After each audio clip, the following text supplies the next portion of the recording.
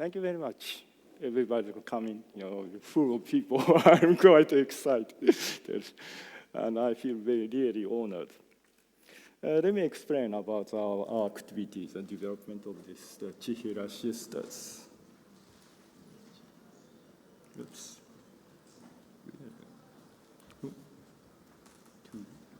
Next.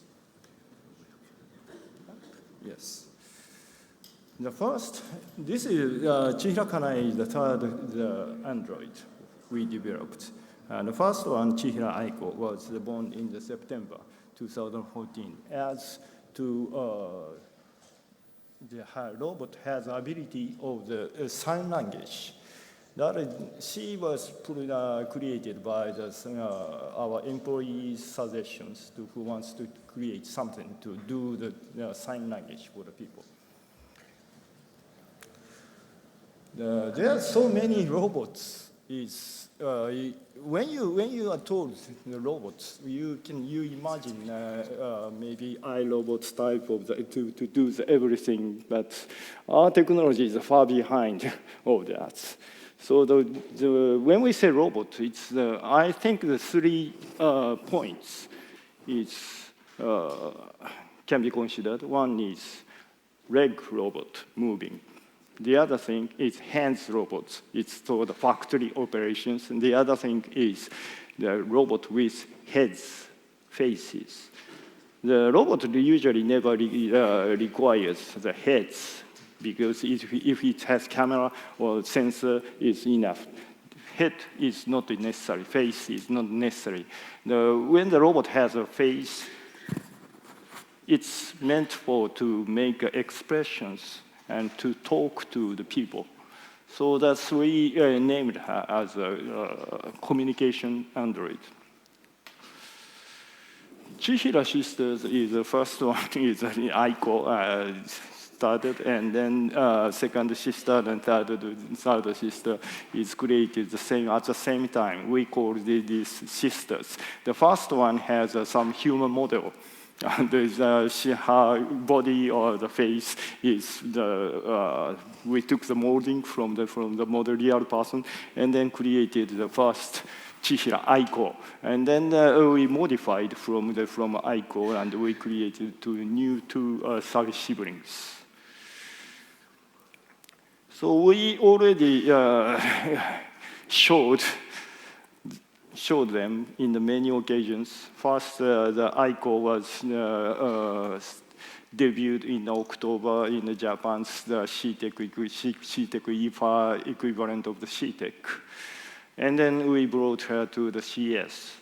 And then she worked in Japan's for most famous department store for the promotion timing. Lots of people came in, and she also her sister sang a song for the football at the football stadiums for the team songs. And we went to the APEC and met the President Aquino in the Philippines. And now the second daughter is working at the Tourist Information Center, the information counter in the shopping mall located in the Tokyo Bay-Said area. Chihira Junko, second sister, Chihira Junko, is now working on the tourist information counter.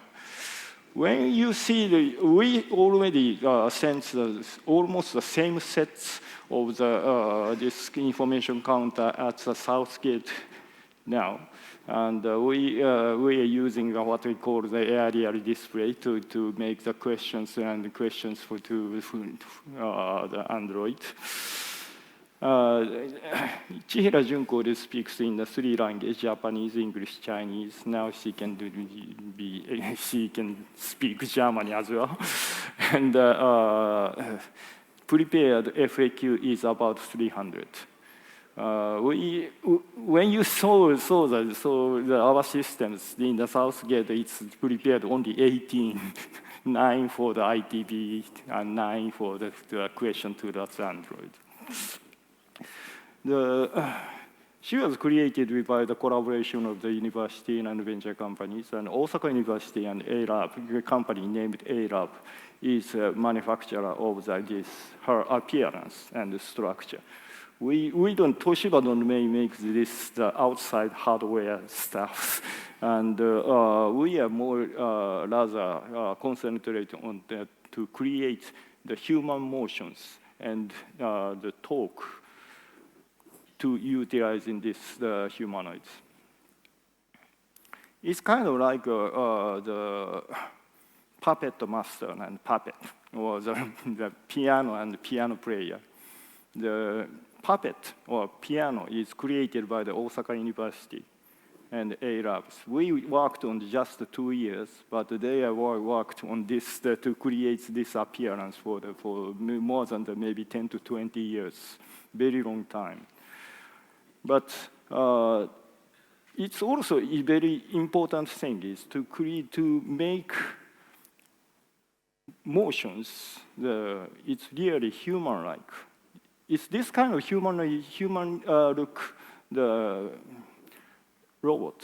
When you very, how to say, clumsily moved, it looks very scary sometimes. So we try to make it very smooth and talk in the human ways, and to give the people who contact them with comfortableness or consolations. Oops. So the motion creation and the language processing is mainly the Toshiba contribution to create this robot. This robot's structure is very, very simple. It's moved by air, and the air compressor is sending the air, and it has a valve units, what we call the air controlling unit, to put 47 the pipes to controlling the air pressure to them. And then the 47 locations of the actuator will be moved accordingly.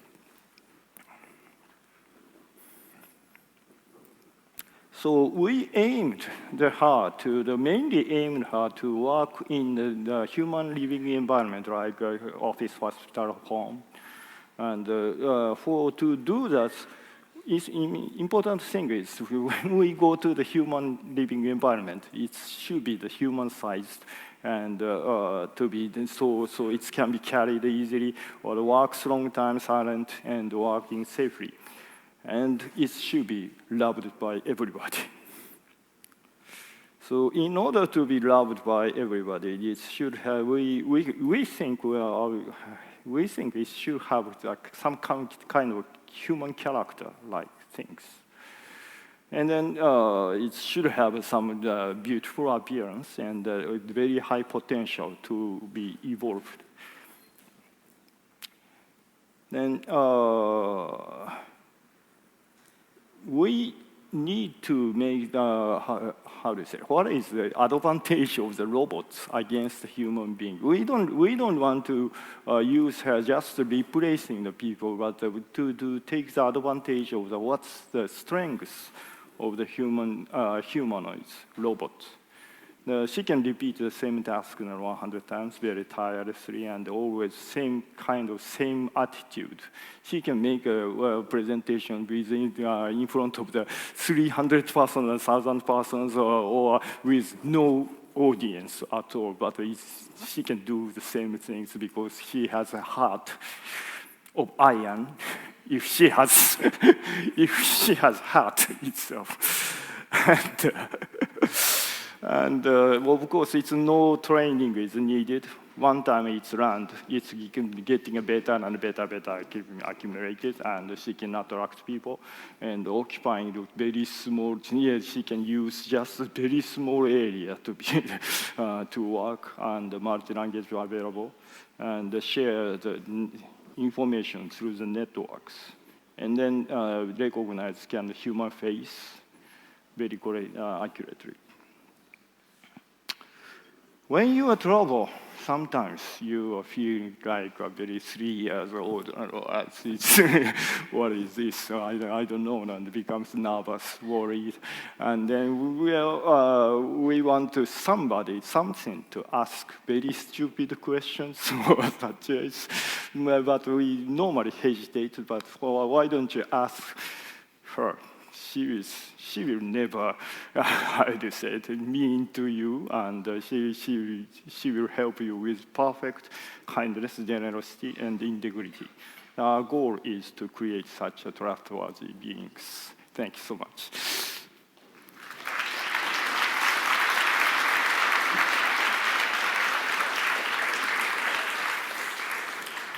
Thank you very much, Mr. Tokuda. Now I would like to ask some more questions. Yeah. First of all, let us have a view into the future.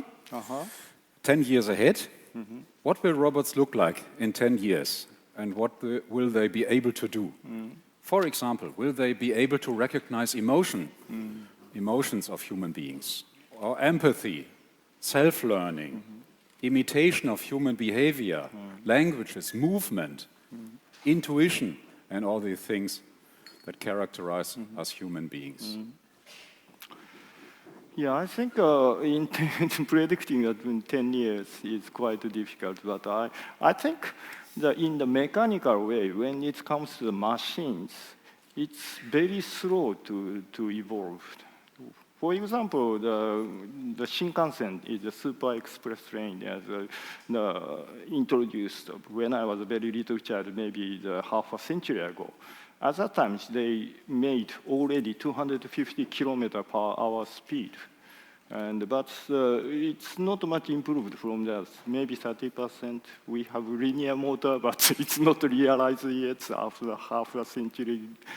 And also, when I was a child, it's Apollo Apollo 11 is successfully launched by a person in the moon, but no one can go further than that. So I think the mechanical way is quite difficult to evolve. So I think what you saw in her is almost 10 years ahead.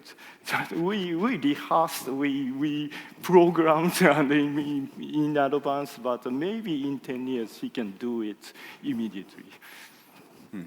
Okay. What are the greatest difficulties in the development of humanoid robots? What will they not be able to do in the foreseeable future?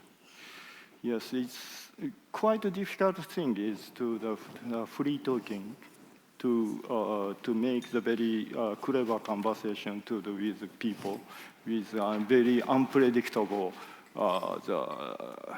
topics. When you go to the party and you might have some nervous and what the other person is asking you, such kind of things. So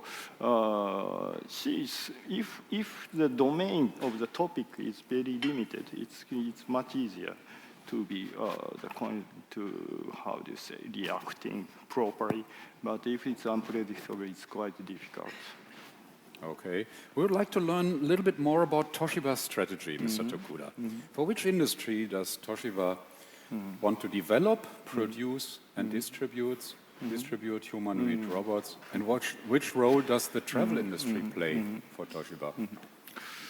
Yeah, we used to introducing the robot in the secondary industry, means factory. And it's very gigantic and strong and tough movement, such kind of stuff. But we think we have some more undeveloped, immense opportunity in the tertiary service industry.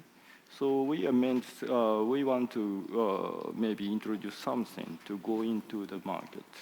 So I think for the service industry, it's a kind of this human-sized and human-looking robot is more suitable than some kinds of robot-like the appearance ones.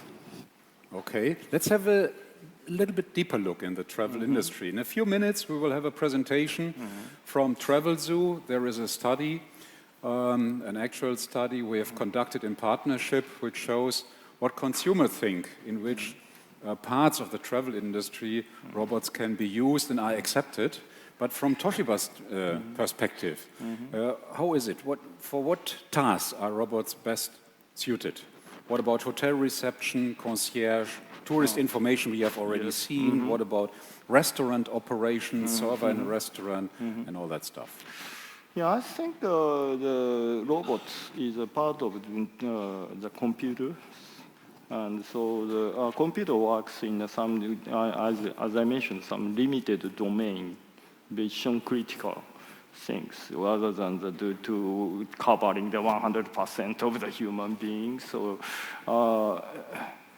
I think if the domain is quite limited, it works very fine. For example, the airplane, the lounge receptionist or such ways, and people coming down, and it's likely to have a tickets. Tickets has names, destinations, or the nationality or such kind of information can be read. So if we scan that, and we can greet her, the customer by names, or showing the destinations, weather, or the gate number, or the flight is delayed or on time, or such kind of information. So that can be quite effectively works in Let's have a look at the regions of the world. Japan is not Germany, and Austria is not China. In what regions or which countries will Toshiba deliver first?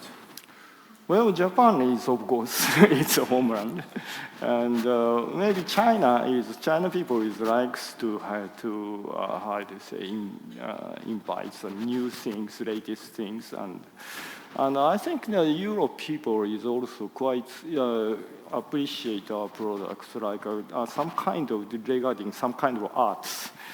So it's kind of very, how to say, state of arts type of the products can be maybe accepted by the European people, I guess. Mr. Tokuda, do you have some best practice example for us? Which best practice examples do already exist? Where does it work very well to use a humanoid robot? Well, when we introduced her at the department store, where lots of people came in, so I think it can contribute the sales of the department store, and also the image of the stores. And all the tourist information office is so far successful, and people coming in and quite excited and see and using aerial display or such ways. But economical way, successful or not, it's still I have a little bit doubts. Yeah. Okay, ladies and gentlemen, let's talk a little about cost. What does it cost to buy a humanoid robot and to operate it? Currently, it's very expensive. Very expensive. Very expensive. At the moment. Yes. I said this is the price of the car, but car is a Lamborghini or the Ferrari now. And then in future we want to make it downwards. Okay. We Germans, ladies and gentlemen, are very often very skeptical, and we like to criticize and see the downsides also. So let's talk a little bit about risk and disadvantages. What are the dangers and disadvantages of the use of humanoid robots? What about hacking, cybersecurity, unemployment, job losses, and so on?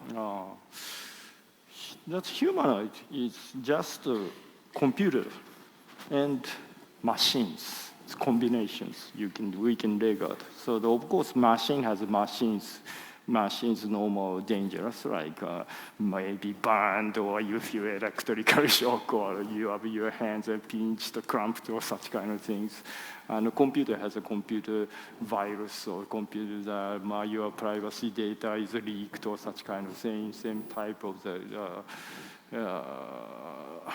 danger is involved. So since this is going to the not staying in the factory, but go inside your home or such an office living environment, maybe some danger of the machinery happened. But since this is not moving, and also it works with the air, and the air power is very weak compared with the electric motor or the oil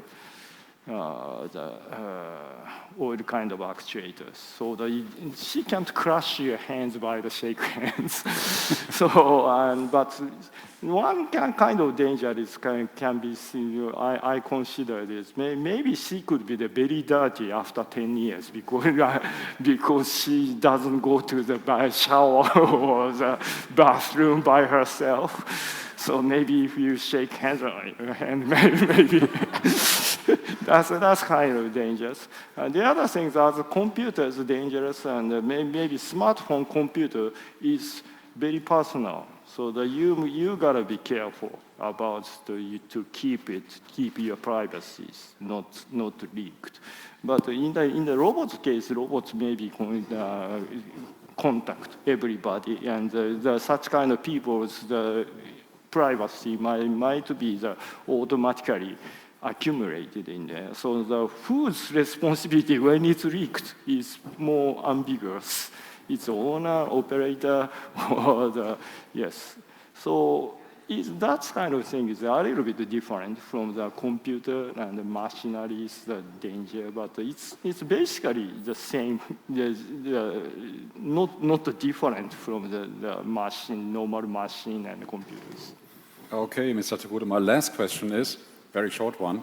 What are the biggest obstacles regarding the mass use of humanoid robots? Is it legal issues, customer acceptance, social acceptance, economic considerations? What is it?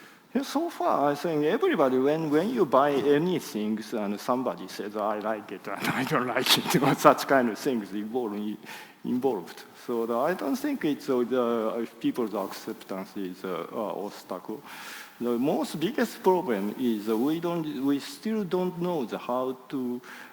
It's still remaining just nice to have and not must have, and we cannot find some kind of killer product, killer applications like a computer has a word processor or emailing system or such kind of things to make it very useful. But this is attractive, but it's useful or not, it's still, we have a little bit doubts, so that we need to find out some kind of killer application for her. Yes. Okay. Mr. Tokuda, thank you very much. Ladies and gentlemen,